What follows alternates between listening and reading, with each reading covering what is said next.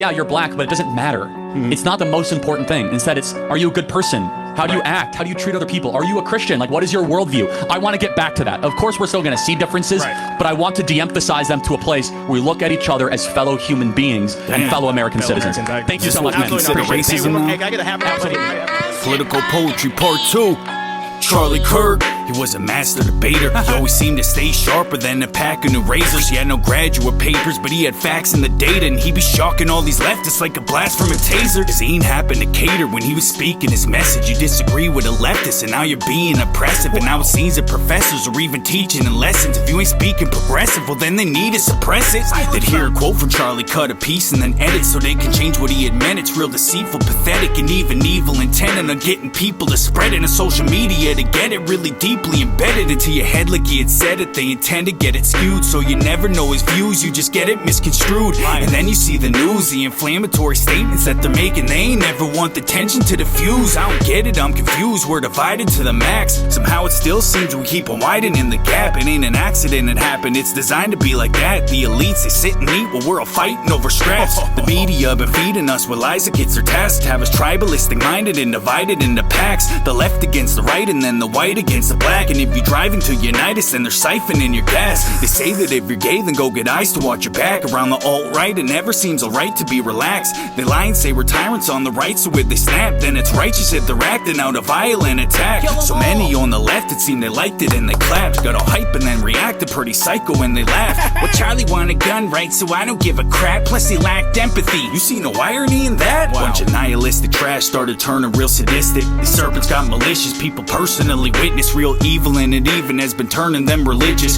flipping through the scriptures and converted them to Christians. They hate when Charlie brought up Bible verses and traditions. They claim that he erases cause they heard him use statistics. He talk about percentages of murderers in prisons, their pigment, but he would never turn to dispositions. And you heard him and you listened, it ain't actually hatred and wanting immigrants to have a legal status ain't racist. And Democrats even used to say that mass immigration would be a sure way to fast track collapsing a nation. Now you're fascist if you say the Civil War, can see it. They have us fighting over lies pushed forward by elitists. Like if you say she ain't a woman cause she born with a penis and XY, she ain't a guy, it's just that you're an extreme. It's genius, cause we don't even hate you cause you're trans. Wear your wig, put on your dress, you can say you ain't a man. Go be who you wanna be, but when you're making your demands that you can play against the ladies, then we're taking up a stance. Ain't no way, there ain't no chance that the elites don't find us laughable. The fact they know they made it radical to say what's factual and actually have to know, do you find it practical? The fact we're told some transgender lover got this tactical. His grandpa's old rifle had a scope, he went to make his route, put it in his bag, grabbed his clothes so he can change a talent tool so he can break it down. The barrel wasn't hanging out, a pro. One shot is all it took him just to take him out. Then he makes it down, he's off the roof within seconds, and in the woods he puts the gun together. Through it, you'll get it when things have died down. Then he sends his roomie a message, and then in vivid description he gets in tune, confesses.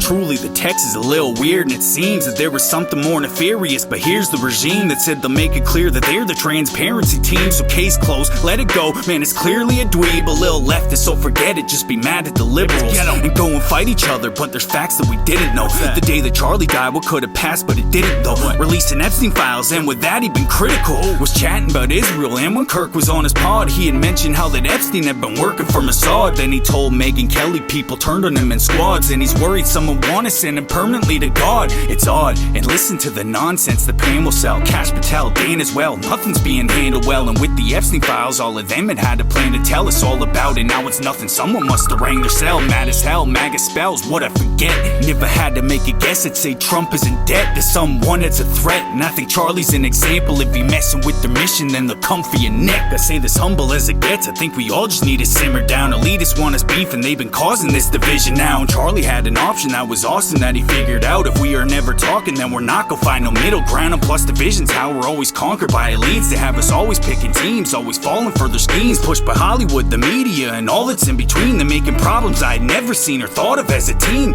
Transgenders have no rights, gay and straight you have to fight. Growing up it barely even mattered if you're black or white. Getting back to this was Charlie's mission and he had it right. Enjoy the afterlife, I guess it's time for us to grab the mic. We might all have different viewpoints of the world, but most of us aren't even as different to one another as we think. 12 years ago you could disagree politically and still be close friends, and now we're hating each other before we've even talked. As Charlie once said, when the talking stops, the violence starts. The ruling class stays winning as we fight each other and become more pro. But hey, divided we fall.